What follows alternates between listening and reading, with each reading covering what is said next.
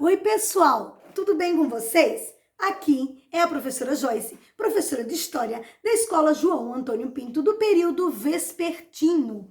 Eu vim aqui dizer para vocês que agora nós vamos ter vários encontros. Nós vamos ter encontros semanais. Nós vamos fazer uma série de videoaulas, primeiramente fazendo uma revisão de todo o conteúdo que vocês já estudaram. E essa videoaula vai especialmente para a turma do 8º ano. A turma do 8º ano é uma turma que já teve aula comigo, alguns alunos já me conhecem.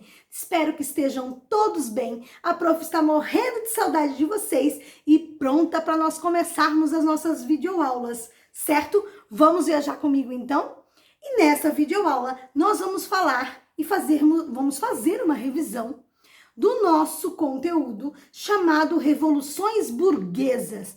É a primeira unidade da nossa primeira apostila, certo? Vamos lá então? Olha o nome, Revoluções Burguesas. Primeiro, prof, o que é uma revolução? Uma revolução é uma grande transformação. E burguesa vem de burguesia. Quem são os burgueses? Os comerciantes. Aqueles que têm dinheiro. É só a gente lembrar de uma música de um cantor bem famoso que se chama Burguesinha, do Seu Jorge, que fala na música: vai no cabeleireiro, no esteticista, malha o dia inteiro, vida de artista, burguesinha, burguesinha, burguesinha. Ou seja, quem são os burgueses? Aqueles que têm dinheiro, aqueles que têm poder econômico. Só que os burgueses, eles não tinham título de nobreza, eles só tinham dinheiro, mas não eram nobres.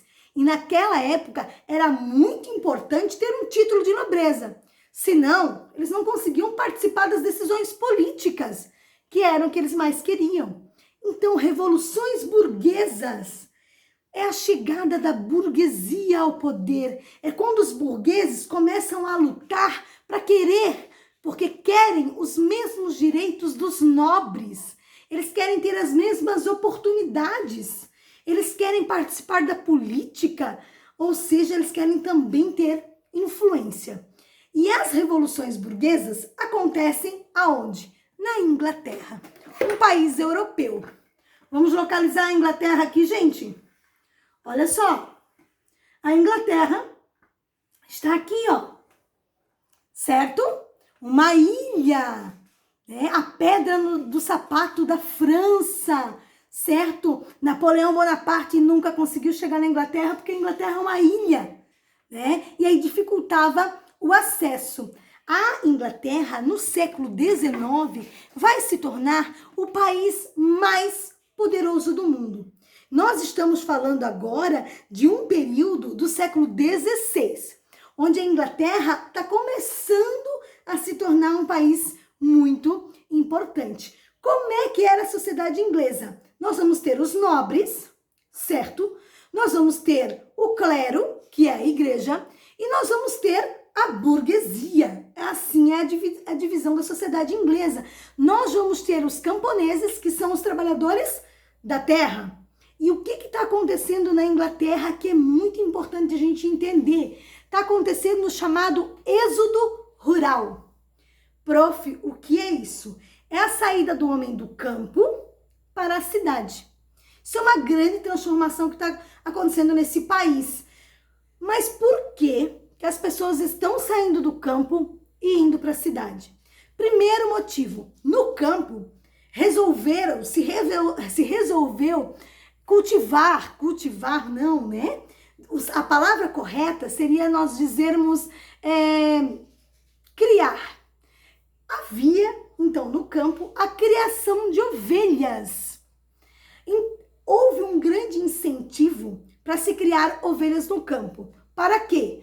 Para, a partir das ovelhas, se tirar a lã e beneficiar essa lã, né? Ou seja, produzir os tecidos a partir da lã. Então, no campo, começou a se valorizar a criação de ovelhas.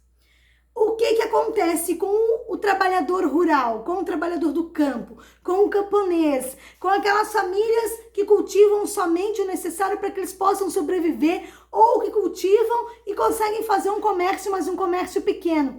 Elas acabam sendo expulsas do campo. Né? Os proprietários das terras não estão interessados como é que vai ser a vida dessas pessoas. Eles simplesmente cercam as terras. Existe uma lei chamada cercamento de terras. Eles cercam as terras, correto?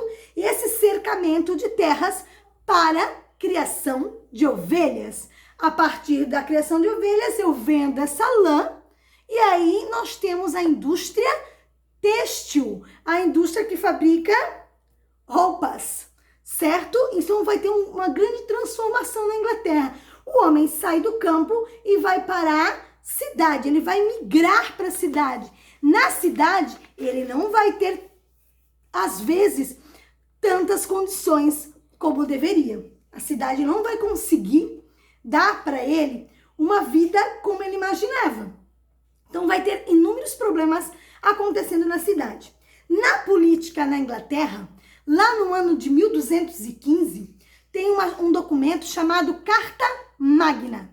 O que diz esse documento? Que quando o rei governa, ele tem que respeitar as leis do parlamento.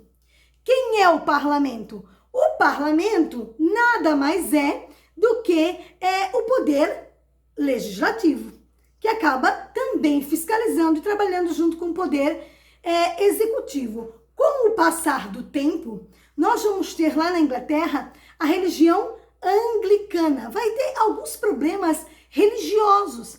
Para quem lembra, quando nós estudamos, né, quando se estuda a reforma protestante, ou seja, surgimento de outras religiões, porque na Europa tinha muita religião católica. A partir da figura de Martinho Lutero, começa a surgir novas religiões. O luteranismo, o anglicanismo e o calvinismo. E na Inglaterra era o anglicanismo, certo? E o anglicanismo fez com que todas as outras religiões que existissem na Inglaterra fossem perseguidas. E é nessa história também que nós vamos ter a figura da Rainha Elizabeth. A Rainha Elizabeth governou a Inglaterra num período muito bom, de muita prosperidade, onde a Inglaterra estava crescendo de vento em polpa. A Elizabeth, ela não convocava muito o parlamento, mas como a Inglaterra vivia muito bem economicamente, o parlamento não se importava muito se ela o convocasse ou se ela não convocasse. A partir do momento que a Elizabeth acaba morrendo, nós vamos ter a sucessão do seu trono, porque ela não tinha herdeiros, nós vamos ter algumas mudanças e algumas transformações na Inglaterra, que são muito importantes. Essas transformações nós vamos falar na nossa próxima videoaula. Eu espero e conto com cada um de vocês. Um beijinho no coração.